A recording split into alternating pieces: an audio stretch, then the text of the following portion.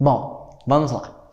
Agora nós vamos falar um pouquinho sobre as constantes de equilíbrio. E a primeira constante que a gente vai ver é a constante em termos de molaridade, em termos de mol por litro, também conhecida como Kc. Eu poderia muito bem colocar a fórmula dela aqui, mas eu vou mostrar para vocês de onde que surge a relação da Kc.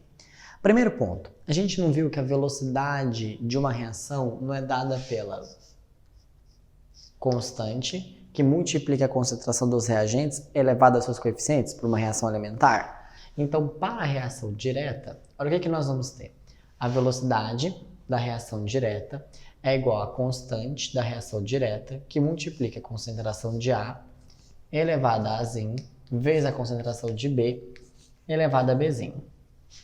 Se eu for pensar como calcular a velocidade da reação inversa, a velocidade da reação inversa vai ser igual à constante da inversa, que multiplica a concentração de C elevado ao seu coeficiente, vezes a concentração de D elevado ao seu coeficiente. Quando a reação atinge o equilíbrio químico, nós vimos que a velocidade se iguala.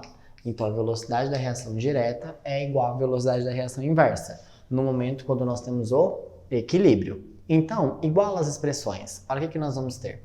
A constante da reação direta vezes a concentração de Azão elevada a Azinho vezes a concentração de Bzão elevada a Bzinho vai ser igual à velocidade da reação inversa, que é igual à constante da inversa vezes a concentração de C elevada a Czinho vezes a concentração de D elevada a Dzinho. Agora, vamos fazer umas organizações aqui. A constante está multiplicando, a constante da inversa está multiplicando, passa para o outro lado dividindo, e esse fator que está multiplicando passa dividindo. Então, nós vamos ter isso aqui, ó. A constante da reação direta dividido pela constante da reação inversa vai ser igual à concentração do C elevado a Czinho vezes a concentração do D elevado a Dzinho dividido pela concentração do A elevado a Azinho vezes a concentração do B elevado a Bzinho. Pessoal, o que é uma constante? É um valor que não se altera. Se eu pego um valor que não se altera e divido pelo valor que não se altera, eu sempre vou ter um valor que não vai se alterar. Esse valor a gente chama de Kc, que é a constante de equilíbrio químico no que diz respeito à molaridade. Então, a Kc nada mais, nada menos do que a concentração dos produtos elevada aos seus coeficientes dividido pela concentração dos reagentes. Quando eu falo concentração, gente, é concentração molar, tudo bem? Mol por litro, elevado aos seus coeficientes. E aqui está a prova dessa relação, partindo da ideia de que equilíbrio é o momento onde a velocidade da reação direta é igual à velocidade da reação inversa. Certinho? Um OBS bastante importante.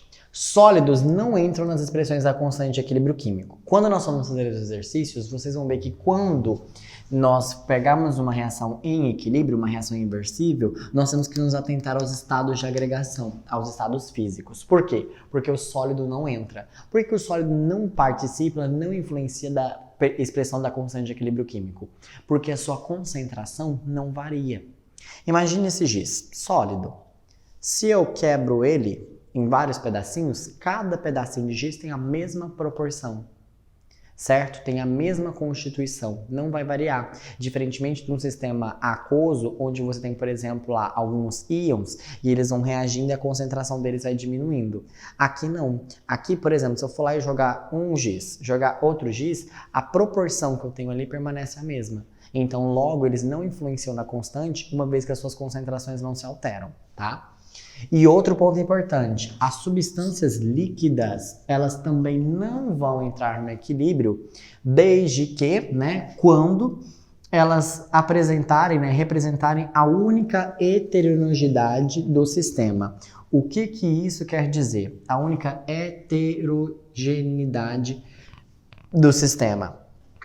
Um único estado físico ali. Quando a gente fala de heterogêneo, é virar e falar assim, a única coisa aqui que não está no estado que a gente quer é a coisa líquida. Por exemplo, a gente tem gás, e aí tem um líquido ali. Opa, ele é o que está gerando essa heterogeneidade do sistema. Então, quando ele representar a única heterogeneidade, logo nós vamos ter ali nós vamos ter uma situação onde ele não vai participar do equilíbrio químico, consequentemente, ele não entra na expressão. E a justificativa é a mesma dos sólidos. Por quê? Porque não variam as suas concentrações molares, certo? Com o tempo. E, portanto, também não vão entrar na expressão. Certinho? Agora, uma vez então entendido o que vem a ser a Kc, que é a constante de equilíbrio baseada nas concentrações molares, vamos ver a Kp, que é a constante baseada nas pressões parciais. Dá uma olhadinha aí.